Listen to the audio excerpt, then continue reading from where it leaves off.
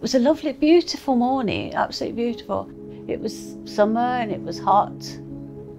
I'd woke up because I didn't feel right. And I heard a car outside, so I looked out the window and saw a police car. The policewoman looking at the window. Then she came to the door and I answered the door and I just knew straight away something was really badly wrong. She said to me, was I Dan's mum? Could I get up to the hospital straight away? They just said, bad news, he's died. And that was it. I asked questions as to what had happened, why it had happened, why a healthy 26-year-old could die so quickly and nothing could be done to save him.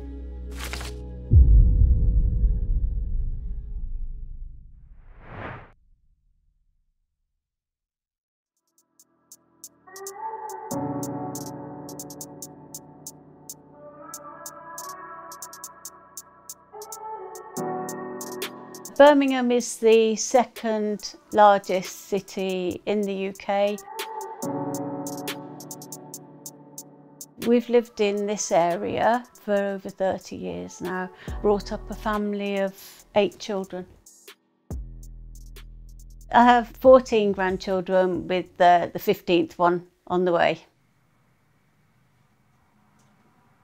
Daniel was actually my 6th child. He was a very, very happy, social person. He had lots of friends, he's very popular.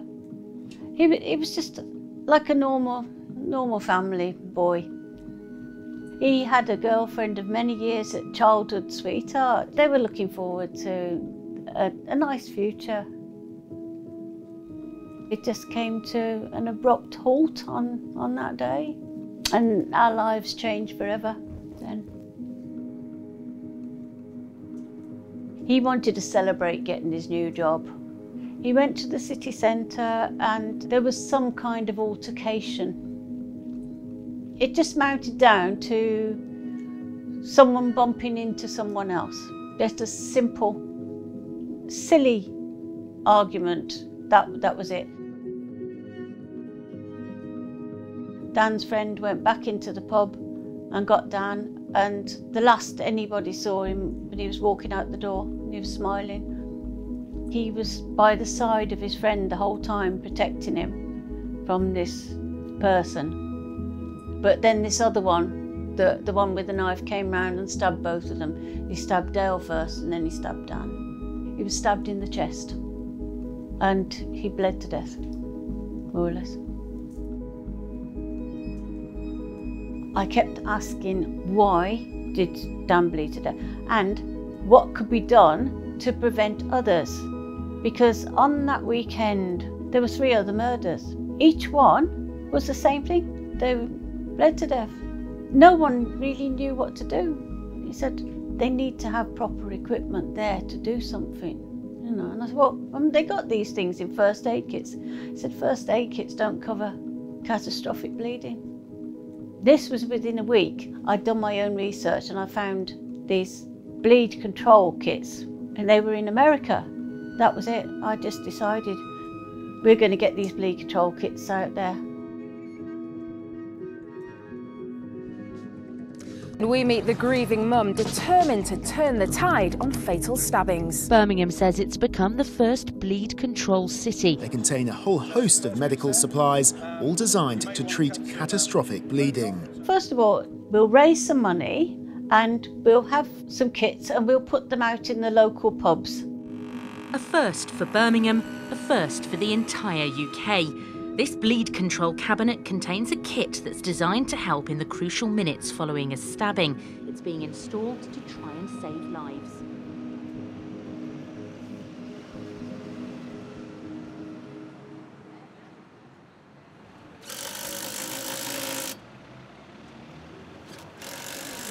How many have you installed? Quite a lot. Yeah. How many have we installed, Mike? I think we've got 200 cabinets out there now, and across the UK we must have 4,000 or 5,000 kits across the whole UK now. I think we're up to. So if anybody in this area needs to use it, you know where it is. Outside Watfield Road Post Office. We have a mini one inside, but we had a major one outside now. So if there's an incident where there's a fatality of more than one, at least we can help more than one people.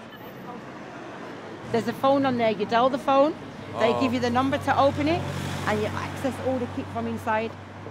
Very good. So yeah, so that's what it's about. Okay. Look what it's come to. This is what it's come to, hasn't it? You know, but we've got to do something to stop the kids from dying. We have to.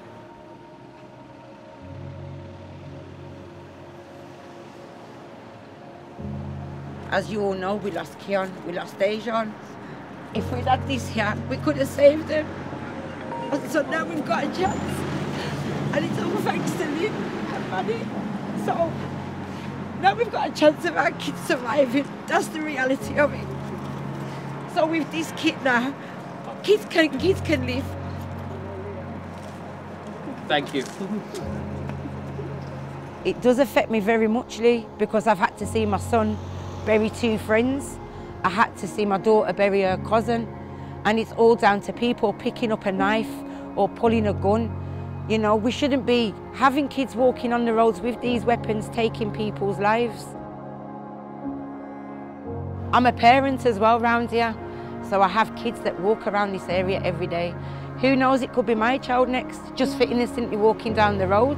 So, but it's still very upsetting because we've had to lose kids to be able to put these kits around here. Shouldn't be happening, but it is. Sadly, it's happening every day.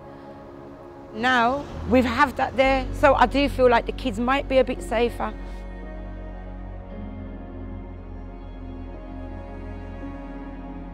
It is making a difference. There was a big altercation in a nightclub. 2 people were brought out, you know, bleeding. The police officer at the time said, bleed control kit. Ran over, got the kit, brought it over, used it, and saved a life.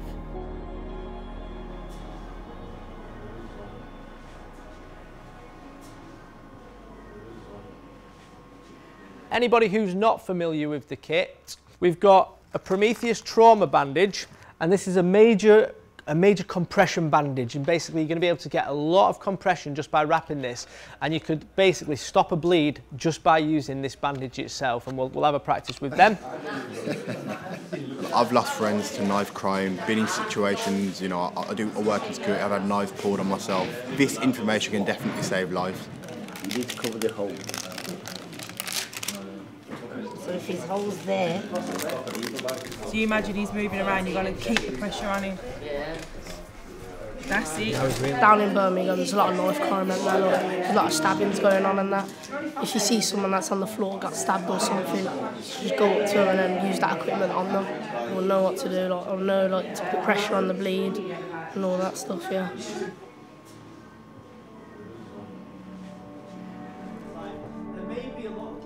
I just think the woman's amazing.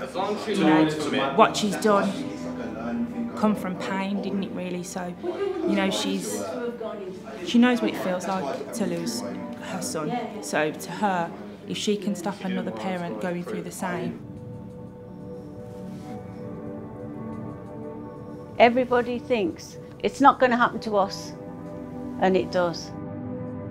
And you get an awful lot of stigma around murder because it doesn't end there. You've got police coming into your life, you've got press coming into your life, you've got everything else coming into your life, you've got other people talking to, oh, what's happened?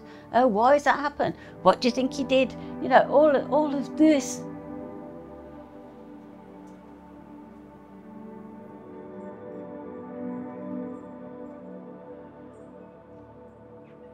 In a way, I protect myself from suffering too much grief by helping others.